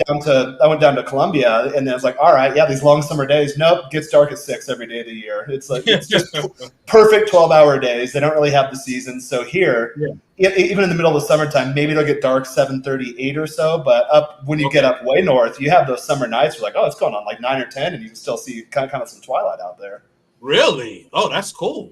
Okay. Yeah, when you get way up north, but I've noticed that the days aren't as long nor are they short. You don't have the daylight extremes as you get closer to the equator, which drove me nuts that summer. Because I'm like, oh, I got kind of gypped. I'm not getting these full long summer days that I'm used to up north. Right. Right. Exactly. Gotcha. Hey, I'm gonna go through here real quick, guys. I know I tend to get I tend to get chatty sometimes too, so we haven't been addressing the comments. But if you want to No leave them, worries. ask any questions or whatever, we can do a rapid fire real quick. So I got a ton of WhatsApps and whatever. Definitely appreciate the love, you guys. We were talking about divorce earlier. You can't never ever understand the nature of women, but they understand divorce before the wedding. Yeah, that's one that I realized too when I was going through my divorce. There were little comments she made like, "I don't feel safe with you," and thank God I had legal counsel at this point. And I mentioned that to my attorney because he ended up becoming a friend of mine. And so out having beers or something, I was like, "Dude, bro, why is she saying this?" He's like, "Whoa," because these girls know the legal system, especially if Yeah. there's a green Yeah. card at play. Mm-hmm. So all I have to do is say something that's taken out of context, and there's programs and there's shelters and there's all Right. whatever. Yeah. And I've had buddies who are police officers who have told me, hey, like if your girl ever calls the cops on your house, you will go to jail, and like to get rid of the girl. Like if she even threatens it once, she's gone, she's out of there because Yeah. we will have to take you to jail. Whether I'm just chilling on the couch watching TV, hanging out, cooking dinner, girls throwing a fit, doesn't matter. Like as the guy, you will go to jail, and the girls know this, especially in the Yes. Yes, U.S. they do. Yes, they do. So let's see. I have a trip to Guadalajara in a few months. Yeah, I saw your comment later down here. Journey to be in Guadalajara in July. So I actually went to college in Guadalajara. I went to La Autónoma de Guadalajara, which is it's a highly esteemed university here in Mexico. So I don't go to Guadalajara too often anymore. Hit me up on Instagram. Let me know you're going to be there. I am due for a trip. I have a lot of friends from 20 years plus from there that I went to school with. A couple of guys, coaching clients of mine that have relocated to Guadalajara. I actually prefer Guadalajara to Mexico City, but where I'm at in my career right now, I consult for global level companies. So most of them have Yeah. offices here in Mexico City, and Yeah. it's just much more convenient. Guys I work with come in and out, so I don't have to travel as much anymore as I used to. I love traveling, but I'd rather not travel to the U.S. or some of the Western European countries, especially when it's cold out. So now where I live, they're coming to town, and when they're in town, they're just here in my neighborhood. So Yeah. No, that's why I'm in that Mexico makes City. absolute sense. Yeah. Yeah. Here's one interesting. Do y'all think it's worth it to have children? And would you all go back in time and get a vasectomy if you could? Here's Well, your take on that because you have children. child. Okay. One. Yeah. So, yeah. You know, I would not get a vasectomy. I will say this without saying too much. Because I don't like to put my personal life when it comes into that. Yep. But like the situation, I would not put myself in a situation. But as far as the outcome was my son. I definitely love my son. I think that having children as a man is extremely important. You just got to make sure that you put yourself in the right situation. Also, just to add into that, um, I do not recommend if you are stateside, I do not recommend having children stateside. I would say have them abroad for a multitude of reasons. One of the main reasons is because of we just Jared and I we just talked a little bit about the My legal story, system. I imported the girl. That's where I screwed up. Had I stayed in Colombia, we probably would have been all right, actually, because they don't have the protections and the laws and the craziness here. Right, You'll right. hear red pill guys say, "Don't never date single moms." I'm in a wealthy neighborhood in Mexico. There are some gorgeous senoras, and they're single moms. But guess what?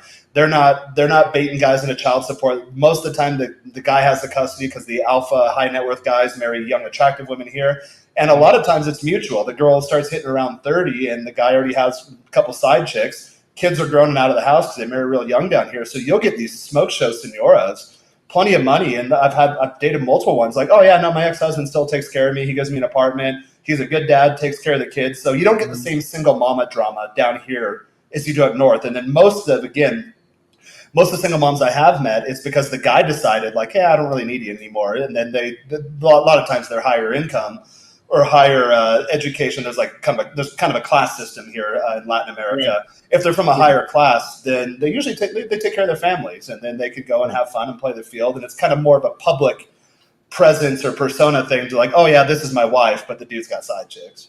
Right. Yeah. When I hear like RP guys say that, I think about that being stateside because of the Yeah, laws. stateside, I agree, absolutely agree. Yeah, it doesn't benefit you even Kevin Samuels has said he was a stepdad and it didn't benefit him. In the state, it doesn't benefit you. The laws don't benefit you, right? So this is one reason why I would say do not. Like, I would highly recommend that you don't have children stateside. I mean, if you do, God bless. But as Our Jared said, culture is kind of dying too, and I don't know if I want to bring kids up in that. Again, you get everything in Latin America, but with the geo arbitrage economically, I can afford to send my kids to private schools, American schools, German schools, British schools, whatever, and that's how I'd like to right. bring them up. Yeah, no, absolutely. You hit the nail on the head. The culture, the culture is pretty much like on on it. Well, it's beyond life support. I don't even know what else you Yeah. could say. But yeah, The American spirit's dying. It's abroad, really I abroad is can't put it into words. Now that I live abroad, when I go home, you just kind of feel it in the air, and that's why yeah, I mentioned a lot of guys are standoffish now in the U.S. They used to yeah, not be that way. Like U.S. guys can get kind of rough. We looking at the U.S. history, like we conquered an entire continent. You're the descendants of a bunch of roughnecks that came across on ships that then settled or they moved west and it's the most kind of alpha warrior type guys that even made that journey to begin with and survived and reproduced. Do that over 3, 4, 500 years, then yeah, U.S. guys are we get kind of rough sometimes. But absolutely. it's to the point of absurdity now in the U.S. where you just look at someone and like, oh, you have a problem? Like, no, dude, I'm chilling. Like, what? Apparently, you have a problem. Like, what's the deal? Right, exactly. Yep. All right, I'm gonna clear some more out of here. Women made fun of him because he held a lot of women accountable. Women who disrespect the dead are disgusting and gross, just downright trifling. Yeah, I believe that's in regards to the Kevin Kevin Samuels. And Samuels. I have a rule like that too. Don't disrespect the dead. Even if someone has done me wrong, they burned me time and time again. The minute they died, like, hey, you know what? Unfortunately, he left this planet before he should have, and may God bless his soul. That's Yeah, do not disrespect the dead. I don't know why. yeah. No, I have a spiritual side of me too, so that's just you're just asking for problems there. yeah, no, yeah. I'm the I'm the same way, and I know you're trying to rapid fire comments. I'm just the same way, and I'll leave it like this: where as to if you don't have anything nice to say, just say, you know what, like we agree to disagree, and may he rest in peace, and that's it. Yep. Yep, exactly that. Yeah, especially because with the dead, they're not there to defend themselves. So I think that is just kind of morally messed up. Right. Do you think that you could live comfortably mentally in Colombia, and I'm assuming, or Mexico? I'm not sure quite exactly what that's asking, but I can address this maybe. I've noticed that I have more peace of mind in Mexico. I'm not as flustered. I'm not as flattered. I'm not as stressed out or anything of that nature. I just feel good all the time here. There are things I miss from the U.S. There are cultural differences, but you learn to embrace them after a while. There's things I love about Mexico, and the things I love outweigh the things I dislike. Things I dislike, lack of punctuality drives me Yeah. absolutely nuts. You will never change that. It's 500 years of history. You, the lone gringo, are not going to change that. but also Yes. just the warmth and the hospitality and the interconnectedness, especially in dating. Mexican women or Latin women in general, they're just better at relationships. And I'm not talking about like a romantic type relationship per se. It's more so the word relationship is to relate with other people. That they just have that built into them because they have very strong family structures and social and cultural structures. Mhm. Same thing in the U.S. Our culture is kind of dying. Here, that they have issues. They have cultural issues, political issues, economic issues, just like every country on the earth does.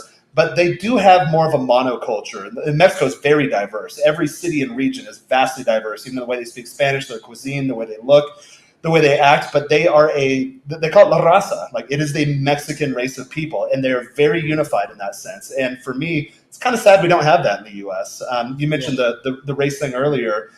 All of that, when you go abroad, guys, it goes away in the U.S.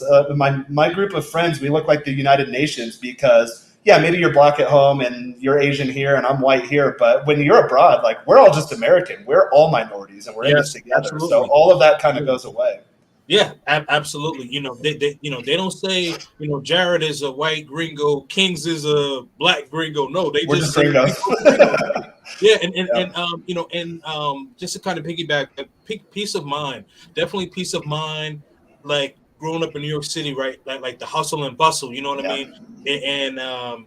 And always like for me, like I'm also working in corporate America, and I'm working like 12, 14 hours a day, and sometimes even working Saturday and Sunday. You know what I mean? Just so I can get things and projects done. What gives peace of mind is that, like, especially in Latin America, Colombia and Mexico, you have that family oriented thing, and there's a lot more holidays where they will shut things down so people can spend time with their family. They So have Day of the Taco, Day of the Kid, just ridiculous holidays. They pop up yeah, on my calendar, and yep, I work a U.S. schedule, so they yeah, pop yeah, up my calendar. I'm like, what holiday is this? Okay, Day of the Taco, sweet. right, I think it's yeah. coming up. I think both of those are coming up in May actually. Yeah, but the short answer is yes. It's beneficial. Peace of mind. Yeah, I feel, and people ask about the safety thing all the time too. And the way I always say this is there is a lot of crime in Mexico City, but it's more petty crime. It's street crime, opportunistic crime, to whereas there's a lot of socioeconomic stratification in most Latin American countries, or even most countries in the world for that matter. We really are quite privileged being from the West. That is changing. It's heading more towards the rest of the world, but still in Mexico, there's not the extremes between the impoverished class and the wealthy class in the U.S. as there is in places like Mexico. Mexico is not even bad. If you remove the U.S. from the equation, Mexico would be the U.S. in the Americas in terms of just their economic might and cultural Yep. influence and whatnot. And so you'll never get away from that. So you will have people, and it's unfortunate to where they're just dealt a shitty hand in life. They're just impoverished. I had a guy hold me up at knife point years ago in Guadalajara to steal my cell phone, and he had the nodules or the bumps on his arm like he was getting dialysis. And I've known people that have had dialysis, so you can recognize it immediately. So I knew he wasn't going to try to stab me. I knew he just like you could see poor kid he needed some medical treatment most likely. And for me, like it sucked. It ruined the rest of my day and kind of flustered me a bit. But then I realized, okay, well, I was due for an upgrade anyways. I went to the local Apple store, got my upgrade, and insurance paid for everything. So I had that privilege. This guy had to rob foreigners at knife point to pay for his medical treatment. So people are just dealt different hands in life. I understand that in Latin America. Watch your P's and Q's. Watch, especially if you're going to bad neighborhoods. We went to a notoriously bad neighborhood a couple weeks ago, and I told a couple gringo buddies and a couple Mexican girls, like, "Hey, purses and wallets, just check them. Do pocket check every now and then." Again, you go into the club, be really cool with the door guys, the manager. In a neighborhood where people like me don't really go there, so they treated us warm and hospitably. The guy behind the bar was big old gym bro too, so got him on my side. Got the old in Latin American countries, especially in certain neighborhoods or like small pueblos. There's usually like the alpha of the neighborhood, the old guy who's fathered half the kids there and three-quarters of the grandkids are his running around or whatever. So befriend the Right. alpha wherever you go to. Yeah. But in Latin America in general, it's usually just petty kind of crime that's a result of poverty. Right. That I can deal with. In the U.S., in California, you have crazy people yelling at the air. You have people walking Right. around shooting randomly for no reason. Right. You have people giving speeches to non-existent audiences in the middle of an interstate. That scares the Yeah. shit out of me. I can deal with Yeah. poverty. I can't deal with mental illness because they're wild cards. You cannot predict mental illness. Right. No, exactly. And that's the thing, these people, these people, there's a lot of petty crime and things like that. People will snatch a purse, snatch a cell phone, pickpocket and things like that. And they're doing that, and they're doing that because they need to survive. But like, as you mentioned, like, growing up in New York City, like you could even be in Midtown Manhattan and you still have to be careful because you got, crazy people yelling in the Taking middle dumps of on the the sidewalks, shooting up in yeah, public. You you don't know, see any of that shit in Latin America. You yeah, see no, poverty, but you yeah. don't So when see people, the mental illness. yeah, like yeah, so when people say, "Oh, are you afraid?" I'm like, bro, I'm from Brooklyn, man. I'm good. You know what I mean? It's Yeah. like, yeah, it's like I'm good. I'm good. I'm like, you guys need to stop watching Narcos and stuff like that. I'm like, listen, like, if people have a beef, they go for specific people. In the States, sometimes people can just go for whoever, and they don't care. Yeah, and I want to bring that up too because again, you get these. I don't know what to call it. People that have been influenced by the degenerate culture in the U.S. And I think really everything's just kind of it's raced towards the bottom culturally in the U.S. No matter what Brainwash. background. Yeah, no matter what background you're from, and so you get these people that come down and they're like, oh, what about Narcos? All the cartels and this and that. It's not like you see on Narcos. The school I went to is actually kind of well known for being involved in that stuff. I hang out with a very high-end multimedia company crowd here that's very well known for being involved in that stuff, but they're suit and tie guys. They're leather-bound portfolios and briefcase guys. It's not like these people running around on these things you see on TV. You'll see that in the news. They're like the sicarios or the guys at the very, very bottom level. But in terms of organized crime, these guys are CEOs of global companies. I mean, they routinely get up on the Forbes top 100, 500, whatever list. Yeah, If they were counted as a real company, they kind of operate in the gray legally or illegally in the U.S. But here in right. Mexico, it's just kind of embedded in society. There's probably I probably have neighbors that are involved in that, and you wouldn't know. You see in the elevator, hey, buenos dias, like, hey, ¿qué onda, cómo estamos? Okay, adios, hasta luego, and then yeah, that's it. You probably wouldn't even know any better. So unless you're looking for problems in that regard, you're not really going to find them. But you do get guys coming down here. Hey, I used to sling drugs in LA, and I'm here in Mexico. And I was like, dude, don't do that here. It's a whole Yeah, different level. yeah. Do not get That's caught up in yeah. that. You will have a You very know, short life expectancy. yeah, and what you said was very simple but yet profound. If you look for problems, you will get problems. If you are not looking for problems, you won't find problems. I remember one time in college, someone in my family who's again country small town good old boy, armed Yeah, services, so that type of avatar persona, to use a marketing term for lack of a better term.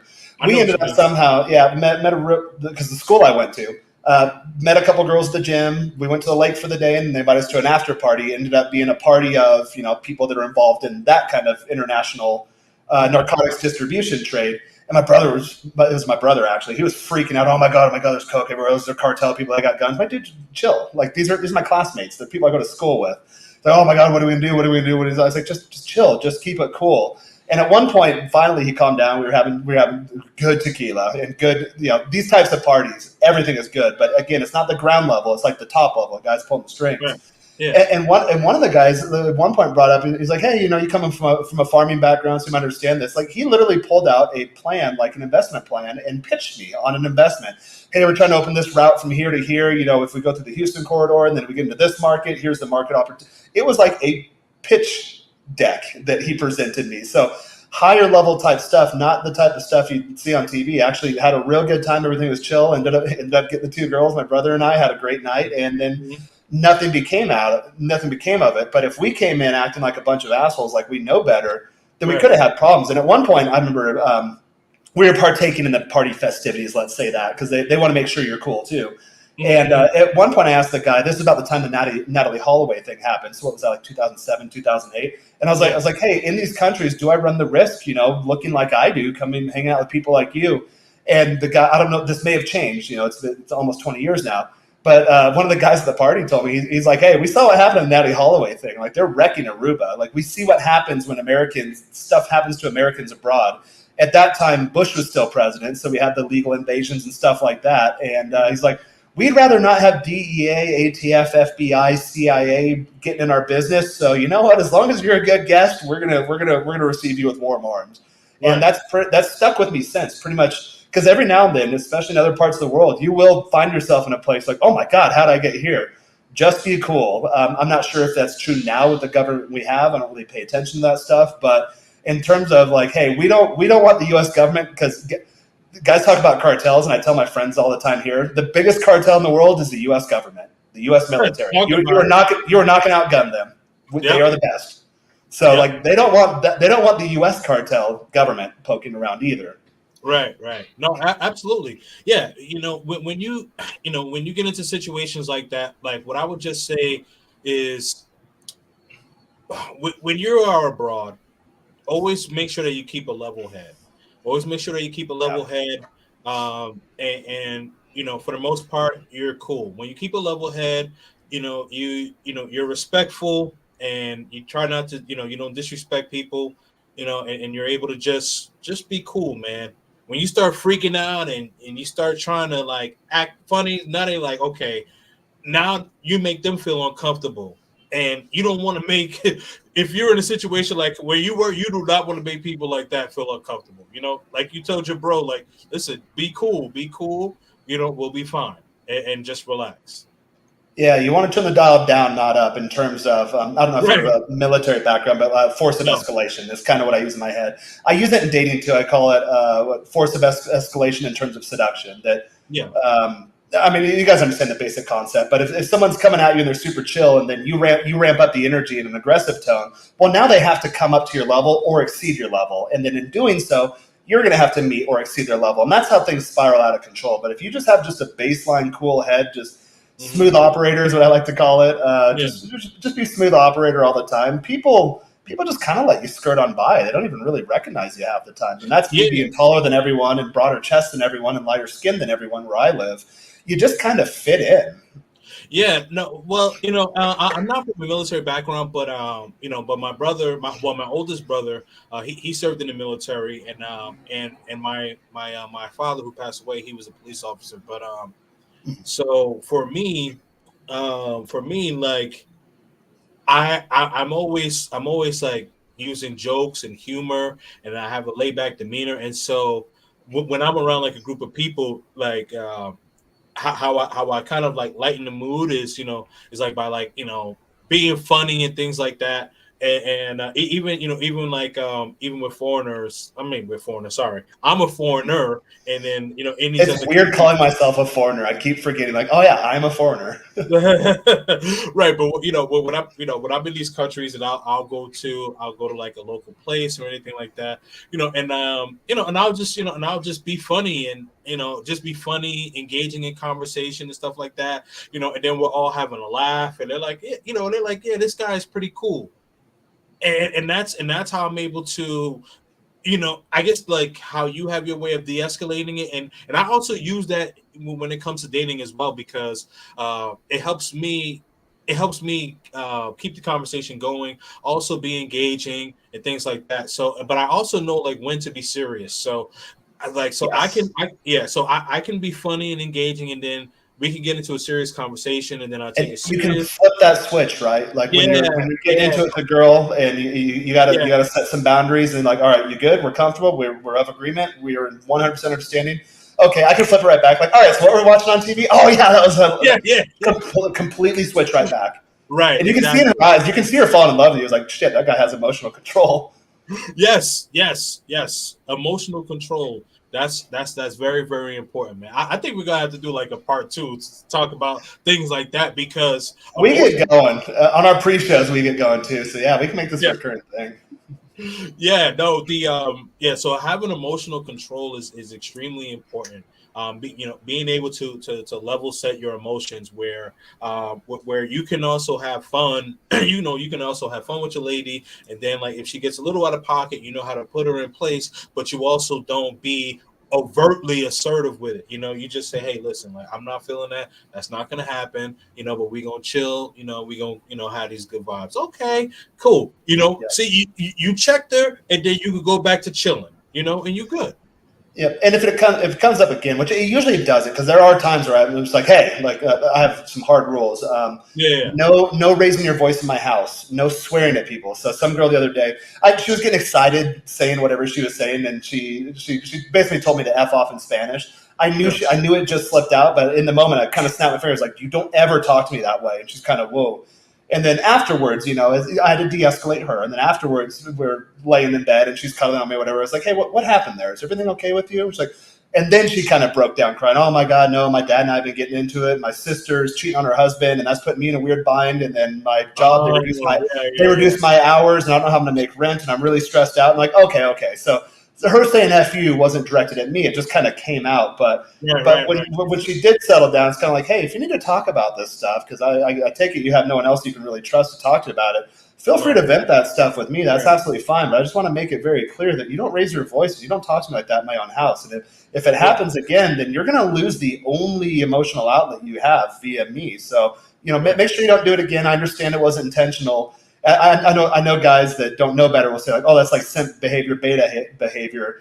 And I used to make that mistake too, thinking you always have to be always alpha all the time. But sometimes you need to lean into that softer side. Like, all right, what's going on here, sweetheart? Like Yeah. this is not like you. There is something going on. I can see it in your eyes. I can feel it the way you touch me. I can hear it in the tone of your voice. There's something up. Do you need to air it out, or are you good? Yeah, but you didn't lose any frame. I mean, you No, told her absolutely not. you told her, hey, calm down, and then she was like, hey, shut the f up, and you was like, nah, that's not gonna happen. You said, yo, chill, I mean it. You know what I mean? And so she chilled, and then y'all got it in whatever, and then you said later on, you said, hey, like what's going on? That's unlike you. That to me, I think that still remaining in frame. Like you don't got to be like, oh yeah, whatever, get the f out. Like Get out of my house. I never want to see you again. Like that's a toxic yeah, like come relationship. on, yeah, like yeah, you don't have to do that. You don't have to do too much. Like you've already checked her. She's checked. She went back in her place. You know what I mean? And then later on she explained, listen, I'm in between a rock and a rock, between a rock and a hard place because pause because like money's getting shorter. I can't throw my sister under the bus. I can't talk to my family about it, because I don't want this to get back, to my sister's husband and ruin, whatever they got going on, so it's like, like I messed up on money and my family, who can I talk to, Yeah. so, you're my outlet. Yeah, it's exactly that, and you'll hear a lot of guys say. I don't hear it as often as I used to when I lived down here the first time. I'm like, oh, those feisty Latinas. Like, I never get the feisty attitude. I see the feisty attitude through my girls towards other people they don't like, but I never get it from me. I just get sweetness all the time, and it makes life really nice. But Yeah. I think it goes back to, like you said, emotional intelligence, and then just Yeah. keeping in your frame. It's like Yeah. they No, know that's unacceptable with me. Or going to bed mad. That's another rule. We don't go to bed mad. Otherwise, you're not going to bed with me. I'm not going to share my bed with bad energy because I'm yeah. going to wake up refreshed. Yeah. Yeah, I think as men, when when you have the ability to actually say, I'm gonna go to bed at peace because I know that my life is at peace and I'm not Yep. going to let things affect you. So I think that that's actually, if people say what you did was sin behavior, I would say going to bed angry and still mad at that girl. You let that girl control your emotion. You didn't let her control Yep. your emotion. You checked her, she calmed down. Now, if she would have continued to, be insistent of still having the attitude, of course you'd have been like, okay, you know what? Like I gave you another chance. Now you have to leave. We're done.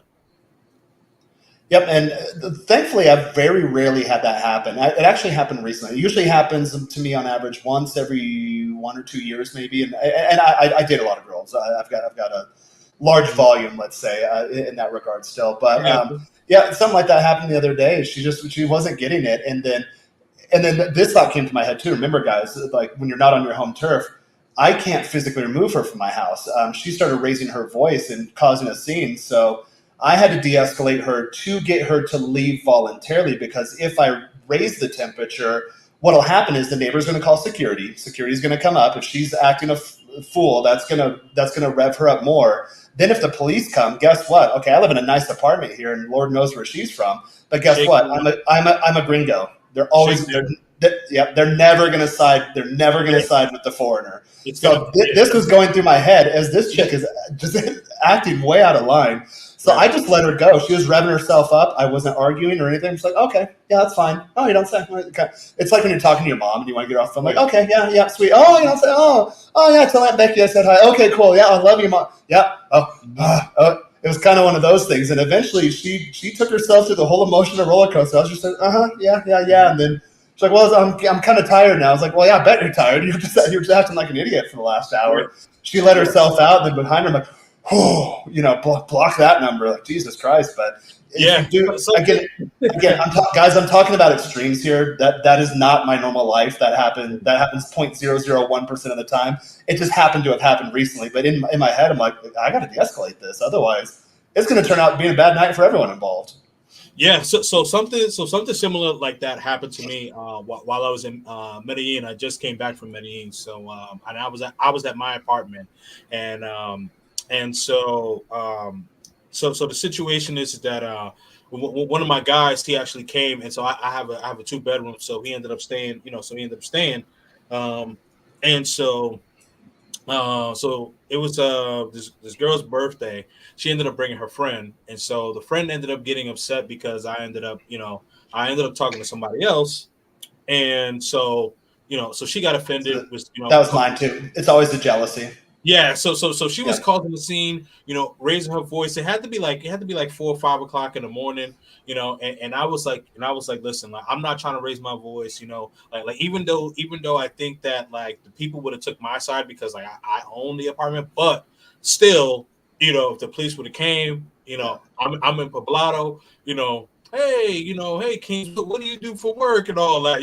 I make money on the internet and bang telenovela models. Oh, and you make no money and you're dealing with like cartels on the streets of Mexico. Yeah, they're not going to be too friendly towards you. No.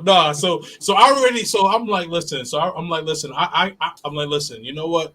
I'm gonna let her vent or whatever because I'm like, I know the shakedown is about to come. So I'm like, listen, like, just get an Uber or go to another, go somewhere else, peace, whatever, blocked it, done. You know what I mean? But like, I wasn't gonna go back and forth with the arguing and the raising the voice because like I already know what time it was, I already knew what time it was, and I wasn't having any of that because I know. Go ahead. I would say it's one of those things, like when you're working in business and you do decision tree logic. It's one of those things like if I do this, then there's this series of consequences occurs. And if this series of consequences, there are these sub consequences, and you can literally chart your logic.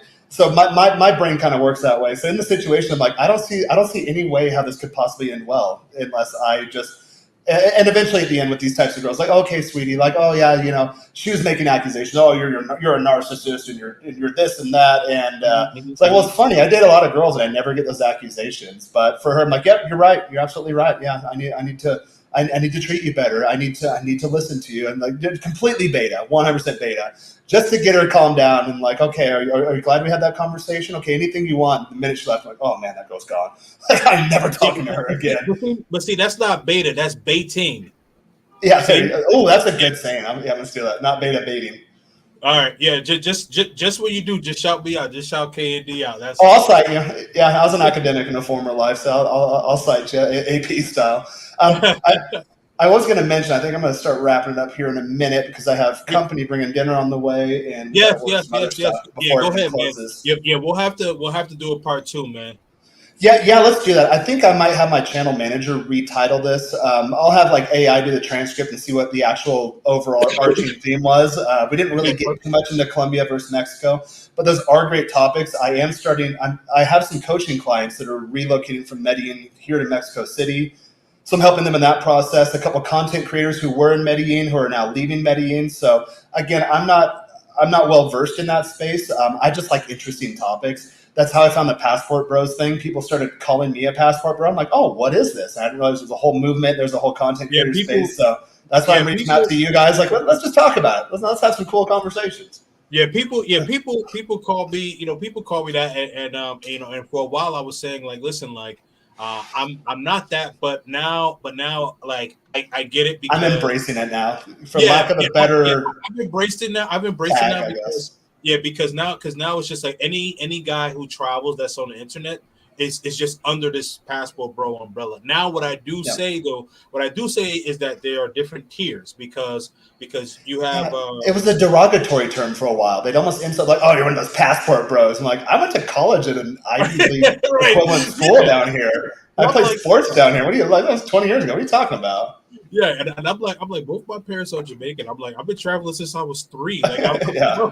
like, I've been, like, passport bro wasn't even invented. I was a baby. You know what I mean? Yeah, I moved to Mexico when I was 18. Like I've in my adult life, I've probably spent more time in Spanish speaking areas than I have English speaking areas. But okay, yeah, that's It's cool. crazy. Yeah, yeah, no, yeah. It's. I mean, it still has a negative connotation, and which Yeah. is why, like, I like to put it in different tiers of passport bros because there are guys who strictly just go, strictly to have fun and hook up, and then there are guys who actually, want to. Want to like learn different things about the culture, maybe date a couple of ladies and things like Yeah. that. Then there's guys who Yeah, want I still do the hookup thing, but my entire life's down here. Yeah. No, but no. Okay, so what I'm talking about is like you have guys who just strictly want to hook up. Like, I would Yeah, call them like weekend warriors, where yeah. like where they're not necessarily looking to relocate. They're just like, hey, I'm going to the city. Typically like a red light district or whatever, and I'm having a weekend of fun. Maybe 2 or 3 days or whatever the case is. You know, do my thing, get back to work, and then maybe one or two other times a year, do that again. You know what I mean? And which is cool. Which is cool. Mhm. But all of us are not like that. All of us are doing different things, as you mentioned, you know what I mean? Like, I would call you a digital nomad, because you Yeah. are, you're based in Mexico City, and you're staying there. You know what I mean? So I would consider myself more like a blue book gentleman slash half pat because I Oh, have half prop. pat, I like that. Yeah, I was thinking I'd call you an expat, but you're not there full time, so half pat is No, an appropriate yeah, term. like a half pat. Yeah, half pat. Yeah. So I think I know we didn't get into it as much as the title may have suggested. I do appreciate you guys for stopping on by, whether you came to my channel or KND's channel. I always enjoy conversing with you. Looking forward to doing it again. Again, I'll have my channel manager, and maybe you want to do this too on your side. I'll Yeah. see what we actually talked about and redo the keywords and the tags and all that stuff. But Yeah. No, as we're two yeah. hours in, we're just getting into the Password Bros topic, so let's save it for next time. And if you want to go ahead and sign off for guys in my audience that might not be familiar with you, and I'll do the same, and we can wrap it up. Yeah, absolutely. So as you see on the bottom of your screen is Kings and Dreams on all platforms. So KING, the letter Z, N, and then Dreams with a Z. So that is TikTok, Instagram, YouTube, Facebook, everything, man. Feel free to reach out to me. So anyone that's interested in traveling to Medellin, getting a property in Medellin, or even just in Colombia in general, I have a lot of experience in Colombia. As Jared has a lot of experience in Mexico, some experience in Colombia too, and I have some experience in Mexico. But my base, if you will, where I can speak to it at a high level, and intricate level as well, is Colombia. So definitely make sure that you guys reach out to me. I definitely appreciate you guys. Stay purposely purposeful, and Jared and I, we're gonna do this again, man. Peace, my brother. We definitely need to. Yeah, guys, for me, I cover the same types of topics just related to Mexico. I didn't mention this in this stream. I used to be 100 pounds overweight, and now I'm very Yeah, much not. I kind of have like a kind of more of a fitness physique. So I help guys that are severely overweight as well. Intercultural dating topics. I'm really good at the digital side because I'm a corporate marketing consultant by trade. So I literally just have an inbound funnel I created by accident. Just that's the way my brain works. So it ended up happening there. I learned Spanish real quickly 20 years ago. I'm well versed in the culture. I can navigate the lay of the land and everything that KMD said for the Mexico side. So it was kind of cool. We cover both sides of the coin there. So we'll definitely follow Kings on Instagram. Hit them up. Follow me on Instagram. If you're not familiar with our content, my guys follow Kings. Kings guys, hit me up, click my link tree, check out my YouTube channel as well. I collaborate with a ton of guys in the Passport Bros, digital nomad, expat type space, and I'm just getting started. I'll be doing a lot more of these types of collaborations, and hopefully we start building a community together. So I really like these high level, kind of more not Jerry Springer-esque type conversations. Not to throw any shade at my fellow collaborators in those types of spaces. No, I know what you mean. I know what you mean. Yeah. Yeah. So yeah, I'm a dork. I'm a nerd at the end of the day. So I like these. I like these kind of like more higher level, more academic, I guess, type conversations. But we have fun too. So. Yeah. You mean like constructive conversations? I know what you mean. Yeah, exactly. So there we go. I'll let you guys go. Instagram at Jaron Scott, Instagram at Kings and Dreams. Be sure to reach out to us, like, subscribe, share the love, and all that good stuff. And until next time, I shall bid you all farewell. Peace.